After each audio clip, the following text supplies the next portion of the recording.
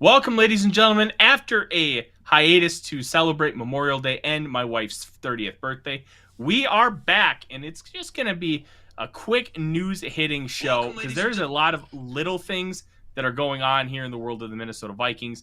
We're going to talk all about it, from Justin Jefferson to Dalvin Cook and everything in between. Welcome to the Real Forno Show.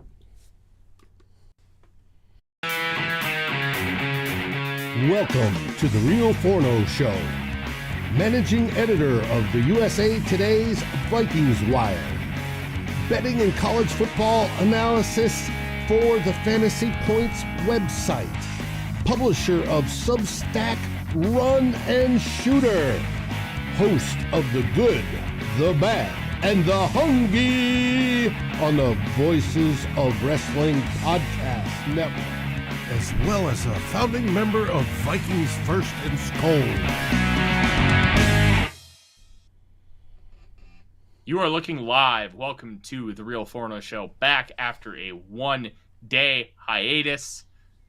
I am your host, Tyler Fornes. With me, top right corner, producer Dave. Dave, what's in the glass tonight? Believe it or not, Scotch. What It kind? is Highland Park 12. Ooh. Vikings Honor. That's not peaty at all. That's just a single malt, right? No, it is quite peaty. Okay. I always get that one confused. If you like non-peaty Scotch, I recommend the Dalmore 12. That one was really good. No, this is, you taste the peat. Yeah, that's not for me. I don't like that. I want smoke in my meat. And now that it's legal in Minnesota, smoke in my weed. I saw that on the resist. news. I could not resist making that joke. It was just too easy. Welcome to the Real Forno Show. We're here, and we're going to talk some basics today. We're going to talk about Justin Jefferson contract. Details about the Byron Murphy and Alexander Mattison contracts were revealed today. And should we worry about Jordan Addison? Let's just start there. Jordan Addison is not practicing in OTAs.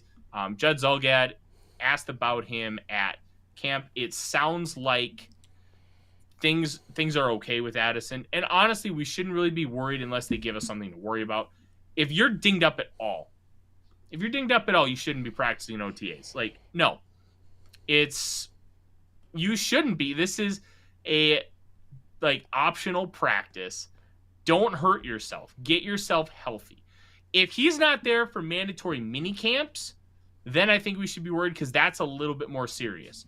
Then I think, and especially considering the distance in between his last practice and I think you can really raise some eyebrows and be like, okay, what is going on here? Why isn't he practicing?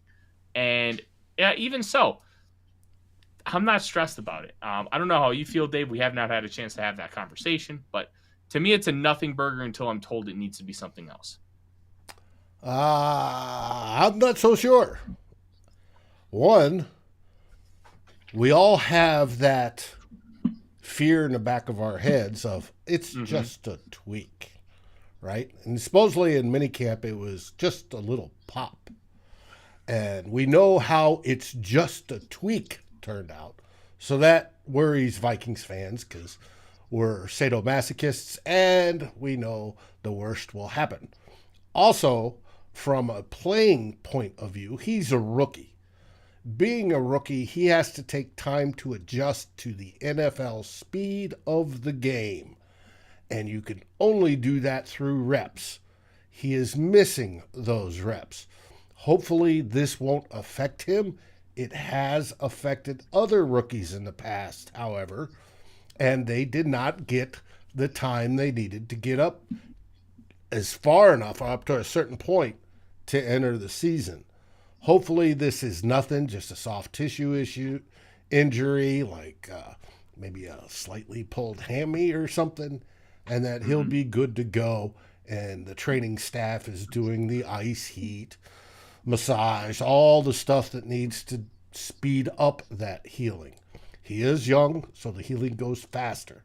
But I do start to worry a little bit because I don't want to see any of these guys miss time. Is Odie being a stinker right now? Is that why you're moving around?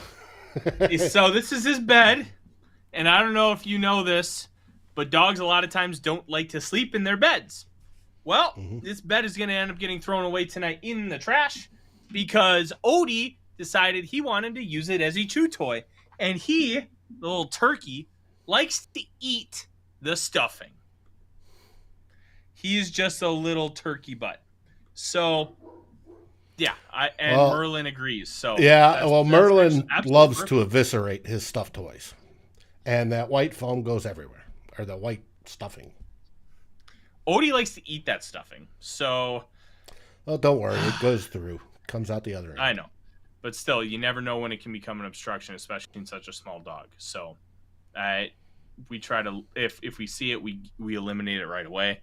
But that means I don't have to buy Odie a bed ever again. That kind of kicks ass. So, I'll take it. But... So, I'll counter with your take with this, Dave.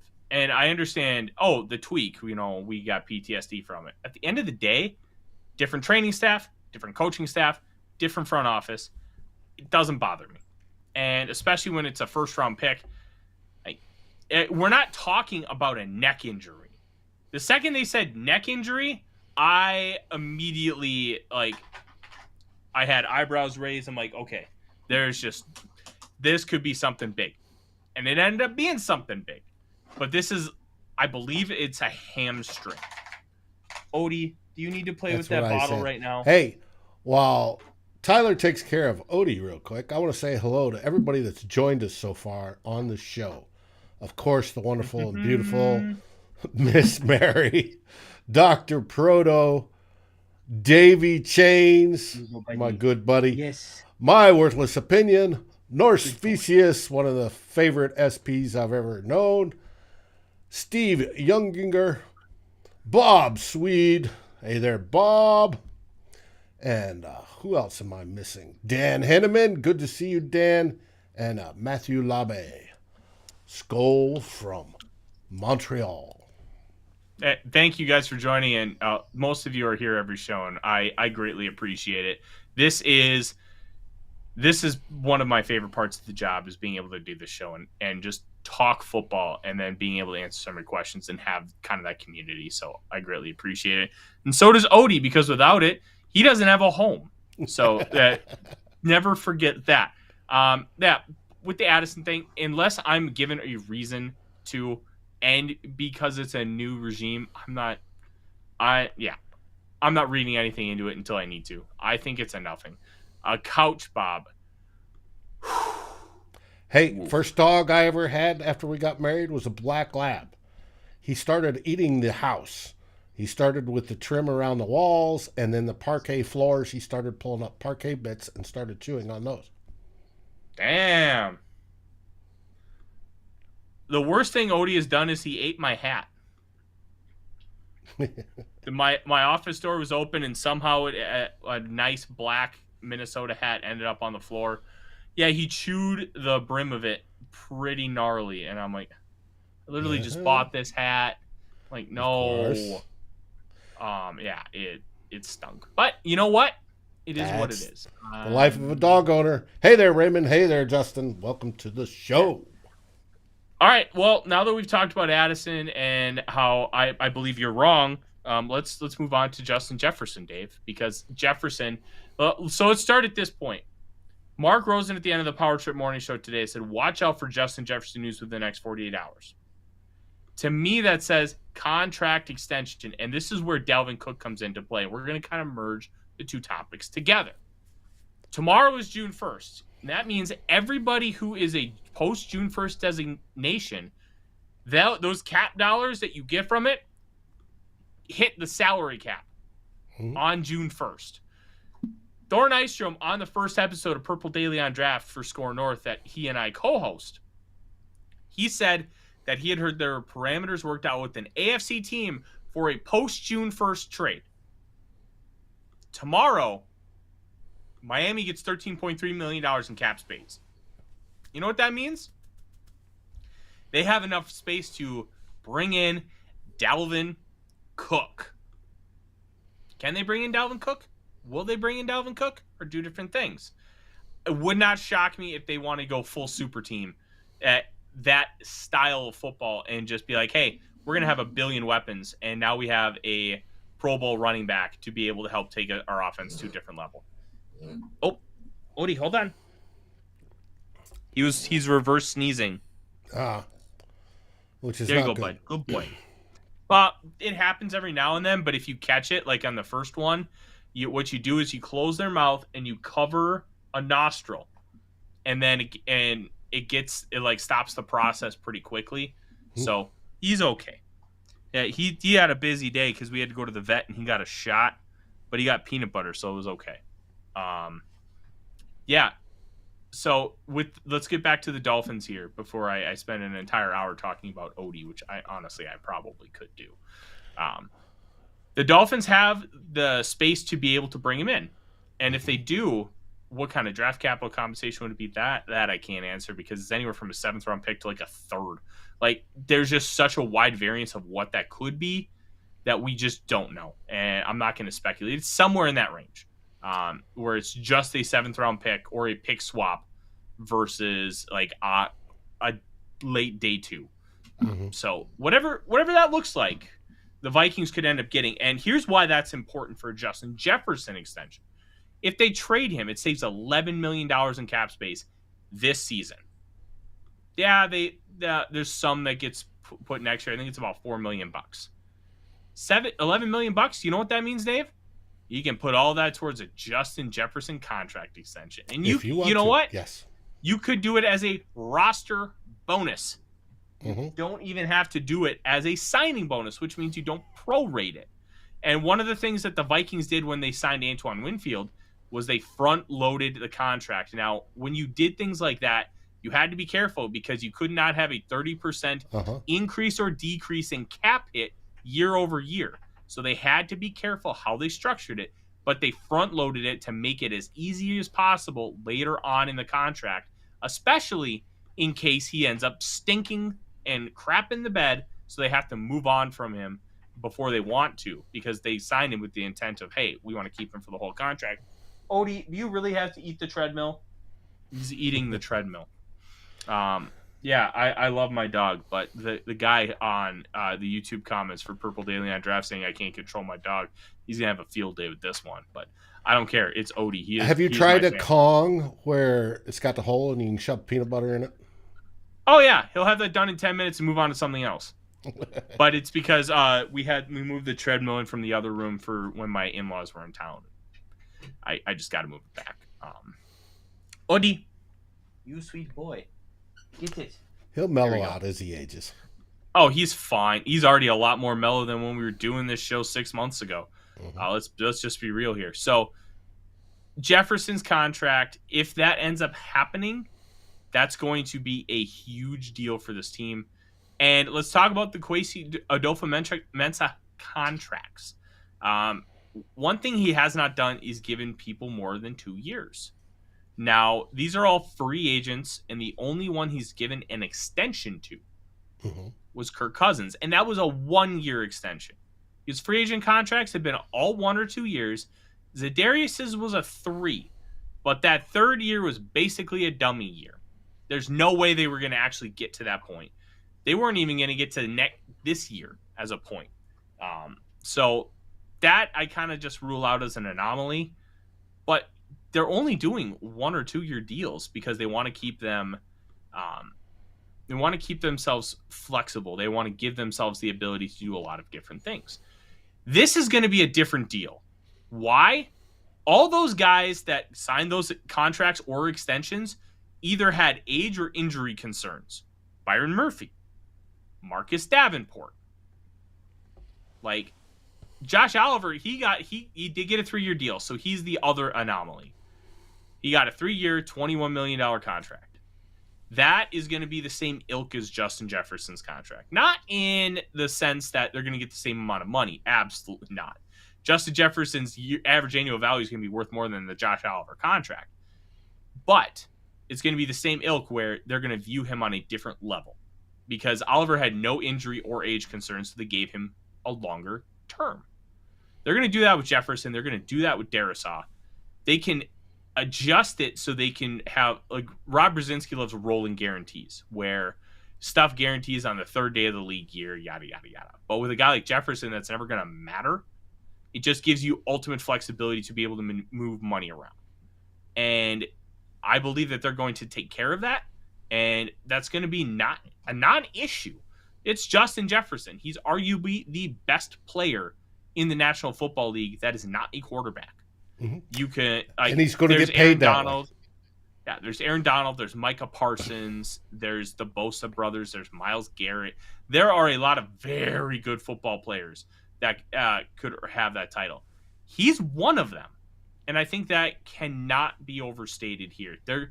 I predicted when I wrote a feature piece on him back in November, and I shared it on VikingsWire.com earlier today. I predicted that he was going to get a 3-year, $96 million contract. Why 3 years? Justin Jefferson right now is 23 years old. By the end of his rookie contract, he'll be 25. By the end of this contract, he'll be 28. And in that Devontae Adams situation where he's ready for the next contract. Well, so basically at the age of 27, he's going to be negotiating his third contract. So he'd have 3 years still playing under the age of 30 on that next contract. So to me, that's why I think he's going to accept a shorter-term deal. I believe the Vikings are going to want to sign him for 5 years and get that ultimate flexibility. But here's where things can come into play. You can just add void years. You can have void years. I'm not saying it's a good thing, Dave. I'm saying that this is a normal thing. Now, Marcus Davenport and Byron Murphy's void years, Dave? Sorry, Norse Theseus. Oh, that's fun. If you have Marcus Davenport, 1 year, $13 million deal. If he balls out this year, stays healthy, guess what? You extend him and the void years just become part of the contract. So to me, that's not a problem. Hold on. Okay. Jefferson. Right now, he's in what year of his rookie contract? Year 4. Year 4. Mm-hmm. We've done a 5th year extension already, right? So he's got 2 years left. Yes. This year and next year. Mm-hmm. And then you're saying he'll take a 3 on top of that. So we'd control him for the next 5 years. Yep. I'm wagering that is not what's going to happen. That they'll try to make that 3 a 6. Oh, Dave, didn't you hear me say? I think they're going to try and do at least a 5-year deal with him. I think it's going to end up being a 3-year deal, and they'll add a couple void years to it to give them more flexibility. But when he signs that third contract, those void years just add, the money that's there just gets added to the cap hit. So it's not even a big deal. And that's why I'm not worried about the Davenport and Byron Murphy void years, because if they ball out, they're going to get extensions. It's just going to keep multiplying. It's fine. It's annoying, especially if you have to cut him. Yeah, it is. But if you don't have to and you end up just giving the guy an extension, it works out really well. And that's where I think all these things kind of add up. I think Jefferson's going to want a shorter-term deal. And when I took a look at all the receivers that have recently signed their first contract extension, Devontae Adams signed a 5-year deal with the Raiders. His third contract. Tyreek Hill signed a 4-year deal with the Dolphins. His third contract. The only receiver in the last couple years that has signed a second contract for 4 years, A.J. Brown. And that's with the Eagles, who notoriously like to sign longer-term deals for flexibility. Terry McLaurin, DK Metcalf, 3-year deals. Deontay Johnson, 2-year deal. And the list goes on and on and on and on and on. I'm actually going to pull it up here in a second. While you do that, I think Sarah says what these players put their bodies through, they deserve to get paid. I think we all agree, Sarah, that is the case. And from what I read from Mike Florio of PFT, it is the injury guarantees that may be the sticking points on this contract negotiation. If it is such the injury guarantees, that means they've probably already agreed on the total amount of money and the total years already. Mm-hmm. So now I want to talk about it like this because the injury is a very fascinating element of this discussion, Sarah. When it comes to Justin Jefferson, there are two schools of thought. One, you sign the big deal now, and you get the guarantees. But if you believe that this medical staff will keep you healthy and you will be as healthy as possible, you wait 2 years, and guess what? You keep playing the way you are, which, let's just be honest, that's about a 95th percentile outcome. Like, it just seems likely that he's going to continue at this pace. He could end up not getting like 30 or 32 million a year. He could get like 36, 37.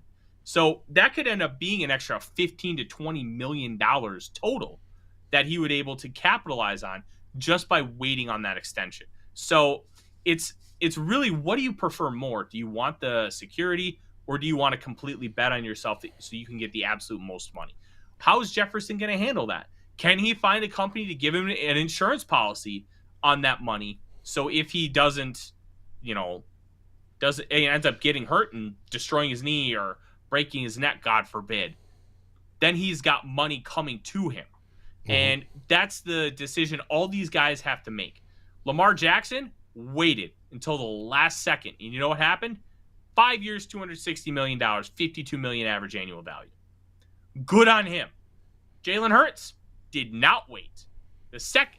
Within a couple months of him being eligible to sign that contract, 5 years, $255 million. There's two schools of thought. If Lamar Jackson would have signed 2 years ago, he's barely making $40 million average annual value. So he, in theory, ended up netting himself $10 to $12 million extra per season on average because he waited. How will Jefferson approach it? He said that money isn't really that big of a factor. He knows he's gonna get his, but when it comes down to negotiations, how is that going to play true? And I will never fault a player for trying to maximize his value, ever, because as Sarah pointed out, these guys put their bodies through hell and they do everything they can. Peyton Manning and Drew Brees were notorious. They are like, look, I don't handle a salary cap. Pay me what I'm worth. Don't blame them. As a fan of those teams, would you like them to see them go the Tom Brady route? Yeah, but not everybody marries the OG Victoria's Secret supermodel who makes 3 times as much as Tom did. Like, that's the difference here. And I wonder if he's getting alimony. That's actually a good point, because he made so much less than her. I wonder how those divorce proceedings are coming.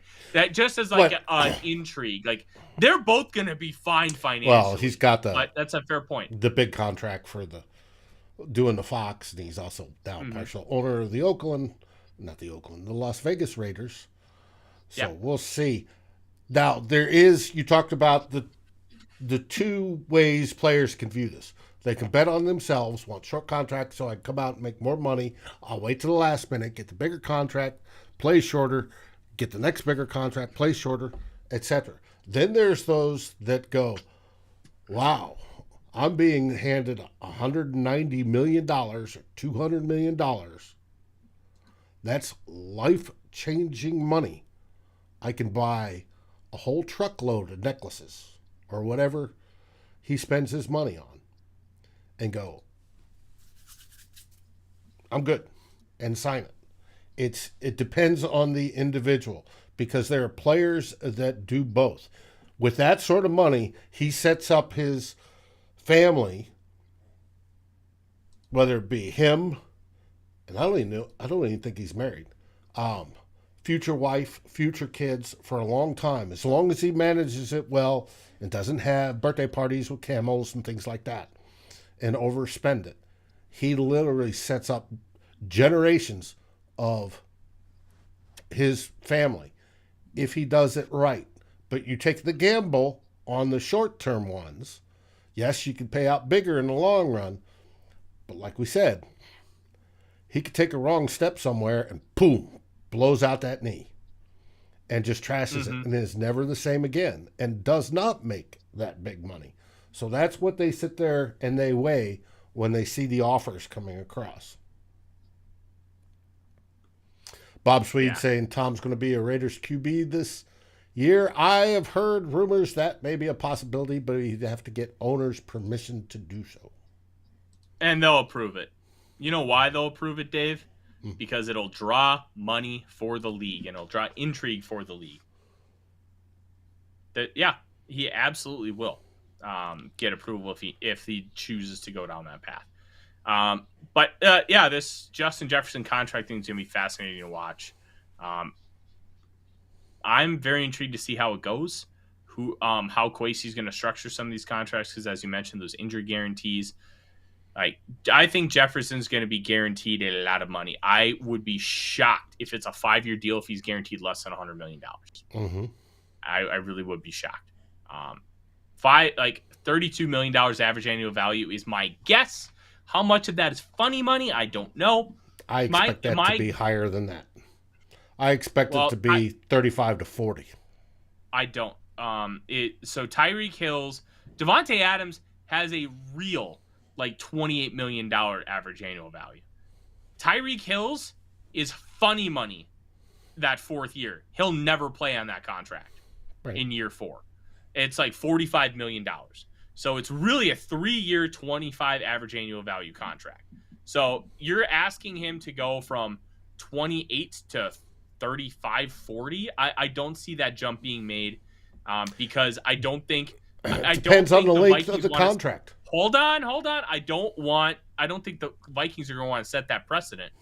That you don't want your first. They're the ones that set the 100% guaranteed contract precedent. This is a different regime. It's a different world. Quarterbacks have always been on their own plane. I don't see Kwesi Adolfo-Mensa looking at Justin Jefferson being like, we're going to give him a far and away record-setting contract and set the market for decades. I just don't see them doing that. It does not make fiscal sense. It does not it doesn't seem like their MO, where they're always trying to be smart with their money. They technically gave Kirk Cousins an under market value extension last March. I don't see them all of a sudden giving him you're talking about upwards of 50% above the current market value. That's insanity. Even when Kirk Cousins signed, his contract was beat 40 days later with Matt Ryan's. It's not like what Cousins was being paid was just this astronomical figure. It just was because it was a free agent contract, not an extension. So it was viewed differently, both fairly and unfairly. If you kind of boil it down, I don't think it goes higher than 32. I think $4 million over what Devontae Adams is getting makes a lot of sense to me. We'll see.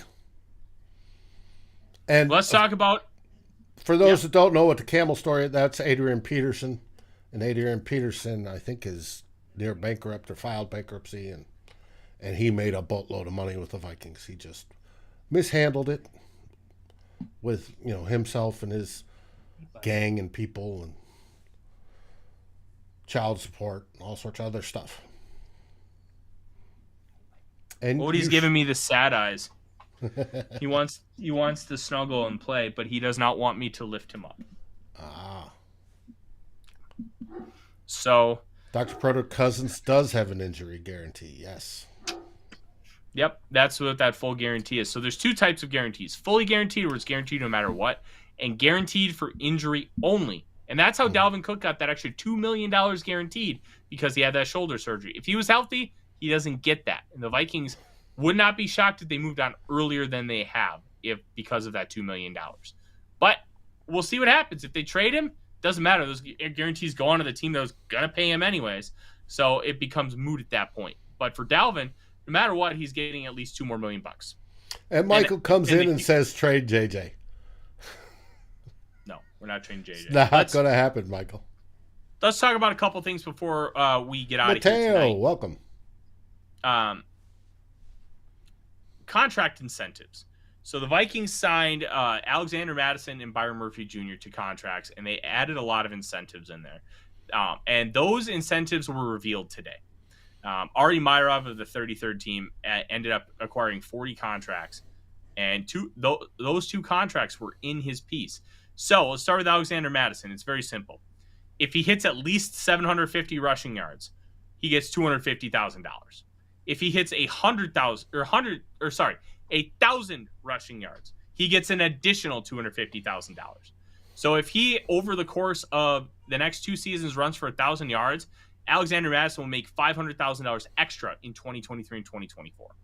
Now, these are considered not likely to be earned incentives. He's never rushed for more than 500 yards in his career. He's also never been a full-time starter. We'll see how that ends up translating. Would not shock me if he ends up earning all that money. But if he does... It doesn't, but being not likely to be earned, they don't apply to this year's cap. If he earns them, they would apply to next year's cap. Yes. And that's one of the ways to... he's going to have the opportunity to rush for 1,000 yards. Let's just be real here. It's one of the easy ways the Vikings and other teams can manipulate the salary cap to help them this year. And honestly, 2 years, $8 million, if he ends up hitting both of those numbers, if he plays well to earn those incentives, that's a pretty fair contract. Mm-hmm. Byron Murphy's is a little more complicated, and it has to do with his injury history. He missed a lot of time, I believe 9 games last year with a back injury. So this one is a little different. He gets $250,000 for hitting each of the following defensive snap plateaus: 70%, 75%, 80%, and 85%. If he plays 85% of the defensive snaps, he makes $1 million. If he these are for both 2023 and 2024. If he is named a first-team All-Pro, he makes $1 million. If he's named second-team All-Pro, he makes $500,000. And if he makes the Pro Bowl on the original ballot in either season, it's $250,000. So he could make an additional $4.5 million on his 2 years, $17.5 million deal. Not a bad thing for Byron Murphy Jr. And if he makes that $1 million bonus for being All-Pro, that means we got a heck of a deal at cornerback. Yeah. Absolutely we did. And that's why some of these incentives can be good for players. They're also good for teams, because if they're easy to hit and they don't hit them, well, you don't pay anything out and you don't have to worry about the salary cap implications. Likely to be earned incentives, if they aren't hit, they come off the cap next year. So, and a likely to be earned incentives would be, Justin Jefferson hits 1,000 receiving yards. That's a very likely to be earned incentives because he's hit 1,400 his first 3 years. But if he doesn't hit it, let's say it's $1 million. It'll count towards the cap, but if you don't pay it, it comes off of next year's cap. So rolls over negative money. I will say, Dan mentioned Copper Trail Brewing Company. They have good beer. I used to sell them in my store. Very nice people too. Yeah, you always love to see that combo. But that's our show, Dave. Not a whole lot going on as we are 2 weeks away from minicamp. The 12th through either the 13th or the 14th. I can't remember if it's 2 or 3 days. And the Vikings are in a position where they can continue to grow and continue to make things happen. And I'm really excited to kind of see what they're going to do. On Memorial Day, Albert Breer of Sports Illustrated released a piece where he sat down and talked about culture with the Minnesota Vikings and Kevin O'Connell. And it was very fascinating because their idea was to build a culture first and then be able to bring in those young pieces. Otherwise, look at the Bears. They don't have a culture, but they're bringing in all this young talent to try to bring in an influx. Well, it doesn't necessarily work if you don't have the culture yet. So the Vikings have established the culture. Now you bring in the young talent and try to be able to take that leap. Will it be successful? We don't know. But that's their method to the madness, and I'm very intrigued to see how it's going to work long term. This is a fascinating team to watch, fascinating team to cover. Michael says Cam Dantzler got cut. Yes, he did. He got cut by the Commanders yesterday. Just an unfortunate circumstance for him, but sent to waivers. It is what it is. Mm-hmm. Yep. Makes you go, wonder what's behind that. Yeah. Well, the guy didn't play super well. We'll find out eventually. It seems more than that because he flashed at moments. I doubt he would be gone if there was something other than that. Yeah. And Odie says hello from his spot on the floor. He does not want me to pick him up. He doesn't like me picking him up anymore. A lot of times when I pick him up, I put him in the crate, and he hates that. So I will not be picking him up, but he is doing good. He's licking my foot because he loves me. And that is our show. We'll be back on Monday, hopefully being able to talk some Minnesota Vikings news. If something breaks with Justin Jefferson or Dalvin Cook, we're going to try and go live. I've also heard some rumblings about other possible moves that the Vikings could make. If those end up happening, we'll try to get something out to you right away.